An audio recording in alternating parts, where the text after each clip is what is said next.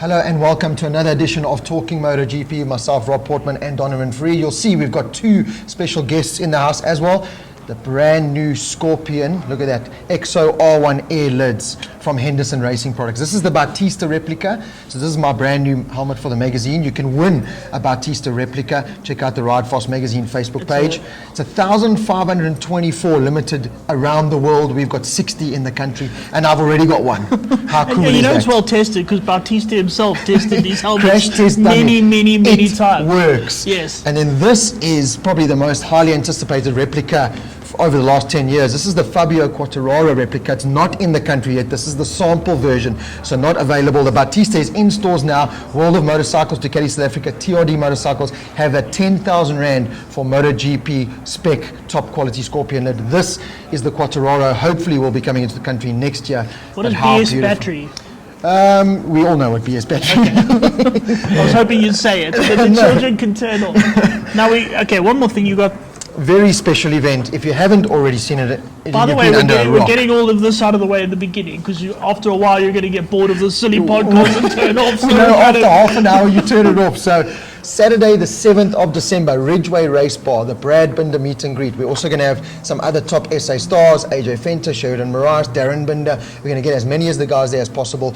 Myself and my brother are going to the last Valencia MotoGP. We're going to steal boots, gloves, undies, condoms, whatever we can, get the riders to sign and auction off on the night. So Saturday, the 7th of December from 2 p.m, Ridgeway Race Bar. It's 100 Rand at the door. You cannot pre-book tickets. You cannot pre-book a table. It's first come, first serve. So get there at 1:30 around. 2 o'clock we open the doors. 100 Rand gets you in and meet the brand new full factory MotoGP KTM rider. Brad Binder, if you haven't seen the news, where have you been? He is moving. He was on the Tech 3 bike, MotoGP. We're all very excited. It's now announced with Zarco disappearing, they're moving him not to the Tech 3, but all the way to the full Red Bull factory KTM team. We have a factory MotoGP rider. How cool is this? That is, I can't tell you. I was so excited to go to Valencia, stay for the Tuesday MotoGP test and see him on the Tech 3 team. Now, full-blown factory KTM rider. I'm so excited. It's amazing. So come meet the new full factory rider. I want to ask you a quick question now. So they bumped him up into the Tech 3 team and Oliveira kind of got looked over and there's been a little bit of why not me, but we did ask you. I think, and I'm going to speak to Brad about this, I think KTM knew that they're going to struggle to hold on to him in that team. I think Yamaha, Honda, Ducati, Suzuki are all going to come calling in 2021 where there's going to be a massive clear out in MotoGP. And I think they went, well, if we only have him for one more year, let's put him on the factory bike. Let's get the best out of him. Let's get him to help us develop the bike, get everything we can out of him for that 1 year because after that, he's potentially gone. Yeah, and I think two things about it is, Brad, not only is he very talented, we've seen it more and more and more. He's riding that KTM Moto2 bike. That even, they've got it a lot more sorted out now, but even at its worst, he was still kind of, and I love the way Simon Craigfast says it, is that Brad rides every thousandth of a second out of that machine. Definitely. And you kind of want that on your works team. And also he's very good at kind of pushing a bike to the limit very quickly. Yes. And in that way you find the limit, which is very good for a factory rider, so that sort of factory quality. He doesn't crash a lot, he gives good feedback, and he can push to the limit all the time. And that's what you want. I do feel a little bit sorry for Oliveira, and apparently it came out that they did offer him the ride at Mizana, and he was kind of in two minds about it. But this is sort of, where you got this sort of competitive nature. Oliveira, when they asked him, thought Mika Kallio was going to ride. And he kind of thought, Mika Kallio, old and, kind of experienced, let him ride, it's fine. As soon as Brad, it was announced, no, it's not Kallio, it's Brad. Now, Yeah, that should have been me. Yeah, it should have been me. So what's happening? Iker Lecuona from Moto2, the 19-year-old Spanish rider, is moving in to the Tech 3 team. So that's a good ride. I think he's got a little bit of talent to him, that kid. He's been in he was in Moto2 for 2 years, arrived from space or a hole in the ground or something like that. From nowhere, just suddenly there's this Leguana fella, licorice all sorts guy, has just arrived. And now 2 years after arriving in the MotoGP or Moto2 circus, he's now a MotoGP rider at the tender age of 19. I'm actually kind of excited about that because he's been decent. He's not in a full factory KTM Moto2 bike, and he's been well outperforming the other satellite Moto2 KTM riders. So and he's got a Spanish passport, which always helps. Yeah, obviously. Let's just look talking about Brad and Motegi. Apparently, a dud rear tire is what held him back, and that massive moment with Sam Lowe's. How he never severed a hip or something. That was huge. But after Phillip Island dominating there, kind of just if he had picked up the performance we know, the top 3 that he would have finished, this championship would have just been even more wide open. Really wide open. I mean, where Brad was lucky at Motegi is that Marquez also didn't do well. I mean, he lost a lot of places. But that's why he could have taken advantage. He could have. Could have, should have. But then Phillip Island, it's just... the KTM has found something. I don't know whether it's the 2 KTM riders. I mean, Lackawanna was so fast at Phillip Island. He was as well. actually, you're right. So Jorge Martin has figured out what a Moto2 bike works. Ooh, I'm glad Brad's stepping out of Moto2. Okay, but this is something else. A lot of people said, no, Brad is moving up too early, he should stay another year. I mean, he's been there for 3 years. Come on, how long do you want him there? Exactly. Marquez was there for 2 years. Grow up. Yeah. But I mean, this is a risk, okay? So he stays in Moto2 next year.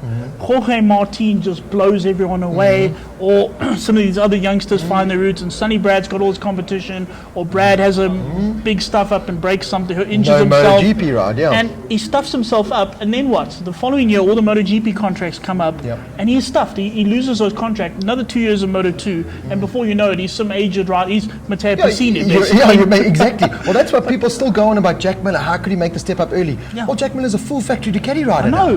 He got himself into MotoGP because once you're in there, you kind of foot in the door. So Brad's not in a good MotoGP seat, but it is a a better MotoGP seat now. It is a MotoGP seat, and from there you build. You're there. Your foot is in the door. Those teams look at every finer detail, and then they're going to look how Brad's going to improve the KTM qualifying times, how he handles himself. It's an overall package, and Brad on track is phenomenal, but off it as well. He does everything with a smile. He's happy. He's got his own Red Bull can with a smile on, with his what did you say? Teethy grin. Teethy grin.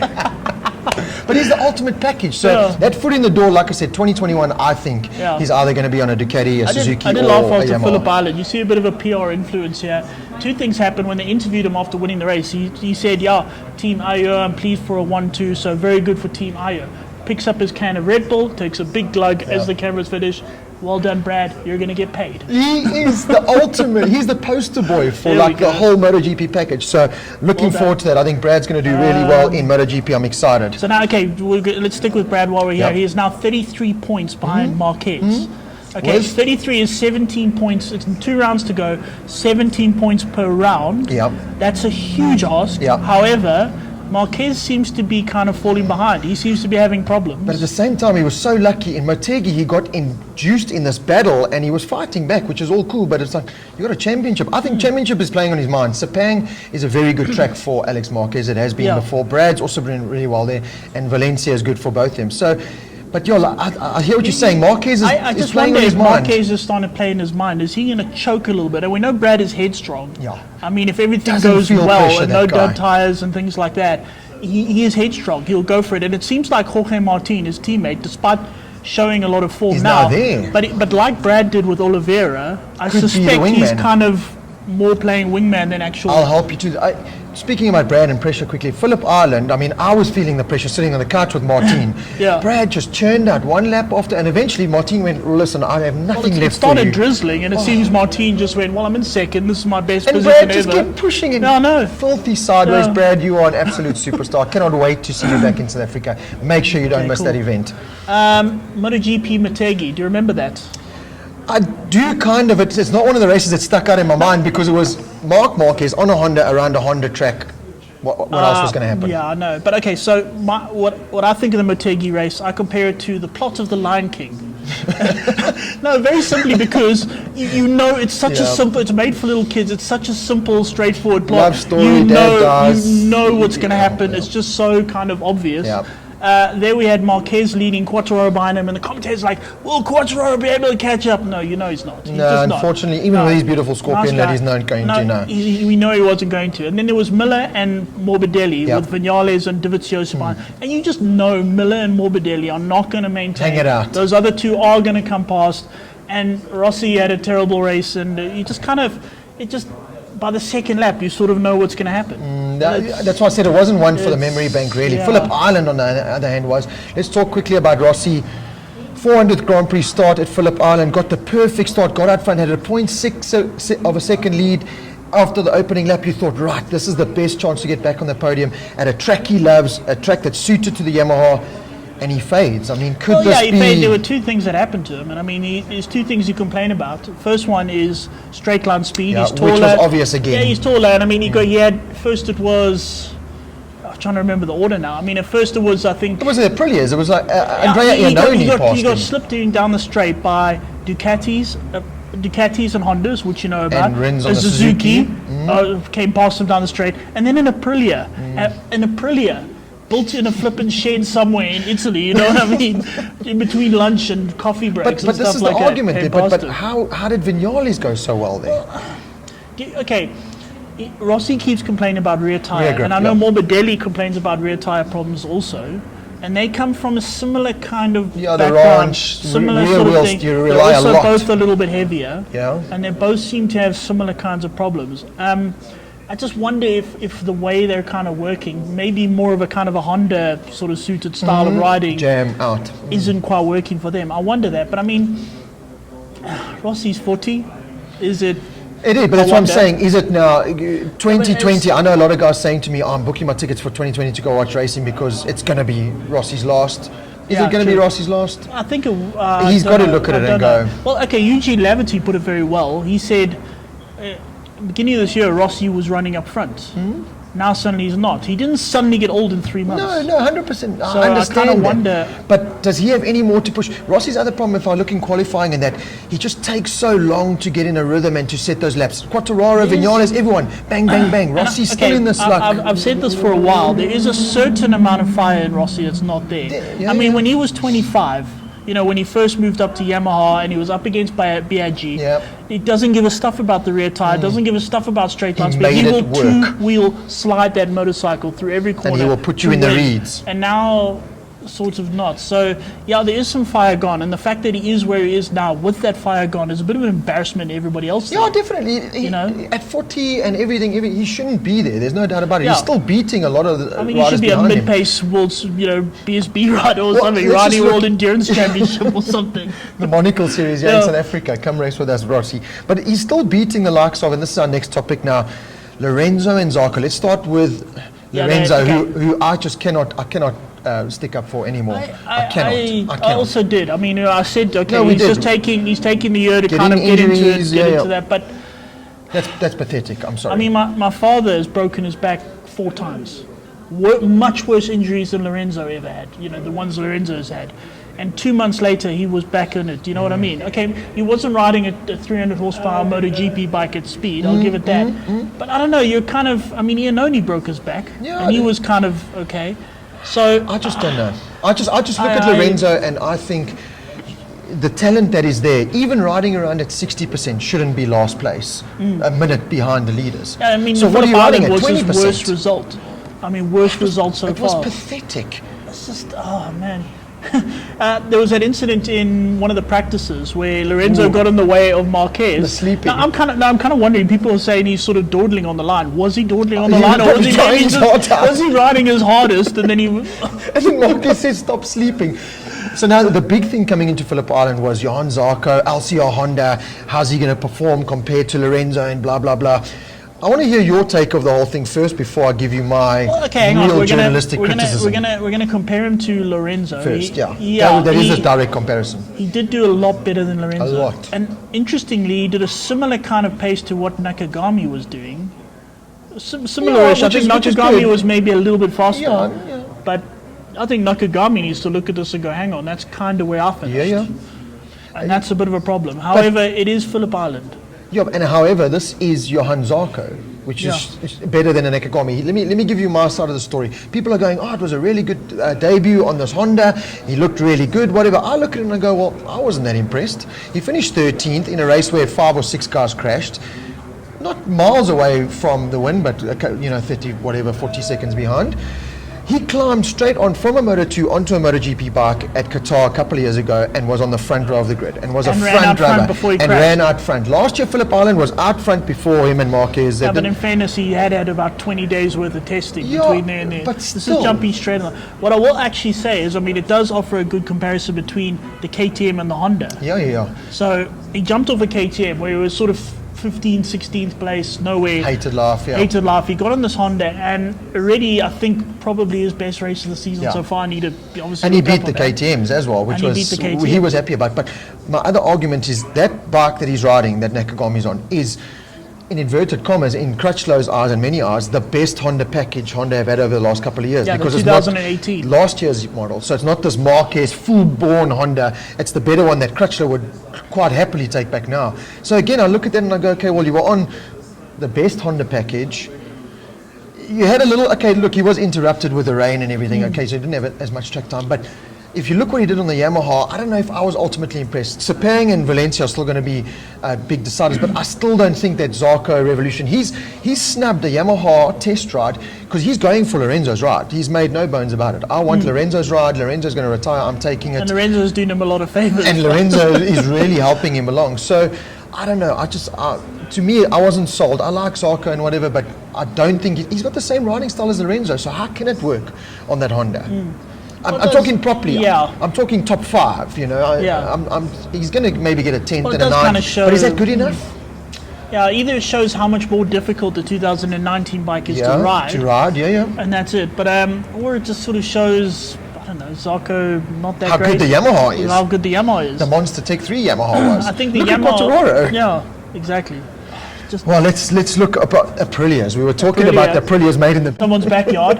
Alberto has got a shed, so they went down to Alberto. You know, Alberto lives in wherever it is, but somewhere how in Valencia. Impressive was, I mean, Iannone. That's the best I've seen Iannone ride in a long time. Look, he loves Phillip Island. He was second there on the Suzuki last year, but even Alicia Spargo was there, and they didn't look too bad. So they passed Rossi down the straight. Well, that, and they look good in the fast corners, and they look stable under braking. So, what is the actual problem then? Yeah, it is an interesting little topic, but it is Phillip Island. Now, Phillip Island, just everyone Phillip comes Island alight. has this ability to kind of the way of the track, the way the track works, the flowing nature. A lot of it is not kind of hard braking, hard turning, hard accelerating, and that is where you kind of test the motorcycle. Yeah, you know get what I the mean? flow, you can this keep is a lot more momentum. flowy, so you can be on a bike that has flaws and work around them. So Phillip Island has this sort of knack of bringing out both riders, and as we say, the Zarco thing. I can't use Phillip Island as sort of a benchmark. You know, Let's go to Sepang, see how he does there. I mean, you'll see the Aprilias will be at the back again. And maybe Zarco and Lorenzo will have it's a lovely so true. You look at know? World Superbikes, they start off at Phillip Island, Marco Melandri was there, Haslam was there. Wow, we're going to have this epic season. So great. Next round, Marco Melandri retires, can't finish in the top 15. Anyway, Marc Marquez has wrapped up this title, dominated. Marc Marquez can not only win the rider's title, but can single-handedly win the manufacturer's title, beating two riders in Ducati. Whoa. I'm taking that away now because Cal Crutchlow finished on the podium. Okay, so therefore, sorry Marquez, it's not all you. Crutchlow helped a little bit. He put in this much. Marquez has got something like 375 points. Honda have got in total 390 or something, 6 points away from Ducati or something. Come on, I mean, he's miles ahead of the two Yamaha. Ridiculous. Well, is this the most dominant year? There was an interview with the head of, I don't know whether it was HRC or the Repsol team or whatever, but the Japanese fella in charge of it. And I should know his name. I'm a professional journalist. I promise I do. But they interviewed him, and they're sort of they're looking into the 2019 motorcycle, and they built it with more top speed in mind, but they said when they built it, they kind of knew Marquez would be able to ride that bike. Yes. And they did. They basically admitted they built a bike for Marquez. They knew Marquez could ride this motorcycle, you know what I mean, in this style, so they built it like that. So, I don't know, if I were Crutchlow and Lorenzo, I'd feel a little bit hard done by. I mean, they've got them there in the team, and they're building a motorcycle they know only Marquez will ride. But here's my argument in that, and I know we've said it long for this whole year, in fact, and I 100% believe it, they've given him that motorcycle, but we cannot forget, he climbed into MotoGP however many years ago on a bike that Pedrosa and Hayden or whoever rode.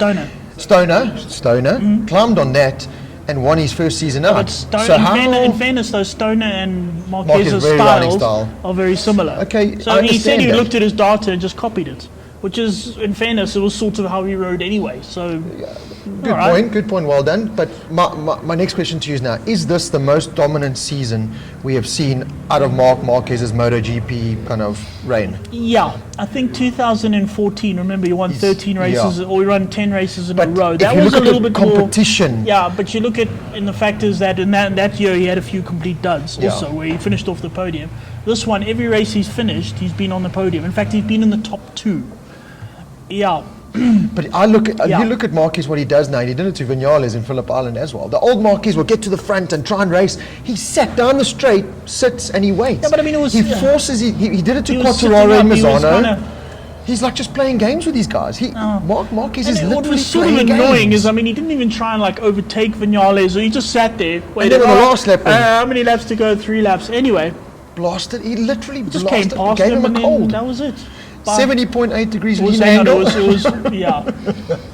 Actually, it was the last lap, and poor Vinales. I mean, you just see his back tire was completely gone. But let me tell you, what I loved about that Vinales is that he gave it a go. He didn't sit back and do the normal Vinales. Oh, my bike's not handling. He said it was win or bin, and I had hats off Vinales, because if you can do that, If he had slightly more rear tire, that back, you just see that thing was ragged he on would have that last destroyed lap. him. But if that Vinales comes out, win or bin mentality, you can go for a championship. If the normal Vinales comes, you'll never win a And if he championship. can learn how to open the throttle on the first lap, that would be good too. But now, rumours, well, we're going to finish off the podcast now. Rumours for 2021, big rumours, and I don't know if you've heard them and if you got your own take. Go on then, go on. Vinales, Ducati want Vinales and Quartararo. That is who Okay. they want. Davi going to KTM. Right. Okay, so now my question to you is, here's the seats that I think are going to be open in 2021. Crutchlow's LCR Honda, Rossi, Vinales. Rumor has that Crutchlow is going to retire and move to California. Yeah, that's definitely going to happen. So there's 2 factory Yamaha seats up for grabs, I think, because Vinales and Rossi's retiring, Vinales is going to Caddy. Petronas, Morbidelli hasn't done enough. He might get booted. Quartararo is going to a factory team, either Yamaha or Ducati. Okay. KTM, potentially 2 rides up for grabs. Paul Spargo, what more is he going to do? We thank you for your service. Goodbye. Brad Binder is going to get a Suzuki ride. Rins, Jean Mir. Rins has fallen off the edge of the earth. Jean Mir is now coming to the Forte. Both Spanish. They're going to be out of that Suzuki team. Okay. Ducati, I don't think they'll take Quartararo and Vinales on the grounds that one of them needs to be Italian. Okay, so you think they've got to keep... Italians are kind of like, I mean, it's not like a, But who do they steadfast take? rule, but yeah. What let's Italian see. do they take? Bagnaia? Yeah. Did you see the race he had at Phillip Island? Did you but see again, that? it's Phillip Island. It's Phillip Island, but come on, Bagnaia. We like But you. He's Bagnaia is such the sort of, he's sort of the epitome of Italian. He's so cool, ciao, cappuccino. He came through the field, and he was on hard tyres, so that's why he played the perfect game there. But a quick note before we go I want on Bagnaia to do well. Quick note before we go to the seat fillers. Della Porta won the Moto3 title. Do you know yeah. the last time an Italian rider won a Moto3 title or a small class title? No, I don't actually know. Andrea Dovizioso, 2004. I didn't know that. I didn't know it until this Trivia. morning, until I saw it on Facebook. But hell. that is the drought that Italian riders have gone through. So we're saying they're going to put an Italian on. Morbidelli's not working out in MotoGP. No. Baldessari's not working out to be the he's not huge the hero. great, He was yeah. supposed he's too tall and blah blah blah. So where is the next Rossi coming from? Yeah. The next Rossi is a Quartararo and he's French. That's the next They'll make Rossi. him an honorary Italian. That's where Rossi fans are going. Or something. Okay, so Ducati seats then, 2021. I don't know. Jack Miller, maybe? I think they'll keep Dovizioso. Okay. I mean, he's still there. Unless Second he in the World Championship, he completely stuffs it up next year, and he'd have to do a Lorenzo. I think they'll keep Dovizioso. Petrucci, it's been nice. Thank you so World much. Superbikes with Scott you Redding. could be with Scott Redding. Have fun. Two Yetis in World Superbikes. World Superbike. That'll be good fun. Suzuki? Suzuki. I could see a Brad Binder dominate on a Suzuki. Maybe. Rin's not fallen off the earth. Mir not fallen. Neither of the riders are bad. Yeah. So unless they really stuff it up next year, I suspect there might be 2 renewals there. Okay. KTM, it depends what Binder does. I mean, we love Binder, and I suspect he will go well. Before we know, he's going to arrive and do But it. remember, there's 2. I think he could. But there's 2 Petronas seats that I think will be available in 2021. Very hot seats. But at the same time, one of those will go to. I mean, okay. There's Augusto Fernandez coming through. Spanish. There's a certain other Marquez. He's going to go to Repsol Honda because that's the only rider that'll go and be teammate to Marc Marquez, in my view. Who's going to go ride a Repsol other than Johan Zarco? Brad Binder. Yeah, he would go well, but does he want to go be Marc Marquez's teammate? I'm not talking about I'm talking sit in the same garage as Marc Marquez, where you know they're going to take a piece of food, chuck it on the floor, and you can eat the scrap. That's what you're going to get. It is kind of, but, he's the number 1 Red Bull rider. He's the number 1 Repsol rider. He's the number 1 Honda rider. Yeah, Brad Binder, we love you. You're talented. You're going to ride our bike fast, but just sit in the corner and be quiet, please. Yeah, okay, fair enough. Whereas Alec Marquez will go, woo, it's my brother. Zarco. That's what I'm saying. Zarco at the moment is the only rider saying, I want that ride, I want that ride. Out of desperation. Out of desperation, because... So, okay, maybe we'll see Binder on a Yamaha. I would He's the new Rossi. Yeah. Think about that. I suspect Vinales is going to stay... You think so? Okay, no, this is complicated. No, Vinales is going Ducati. So Quartararo is going to move to a factory team. Yamaha, in place of I Rossi. think Yamaha, I'd say maybe Quartararo Vinales. I think Vinales is going Ducati. I think they need a bit younger, fresher blood. I think he'll do well in it, but... Okay. Binder on a Ducati. Binder on a Ducati would be Can phenomenal. you imagine Dovizioso and Binder? Oh. Should we end it there? There. So Binder 2021 on a Ducati, works Ducati, you heard it here first. Take that. So enjoy the Sepang race this weekend. We'll catch up with you after that. And then, of course, Valencia. Check out the Ride Fast magazine page. I'm going to bring you as much content as I possibly can there live from Valencia. And remember, check out the Facebook page. You can win a brand new Alvaro Bautista Scorpion lid and the Quartararo lid coming next year. So don't worry about that.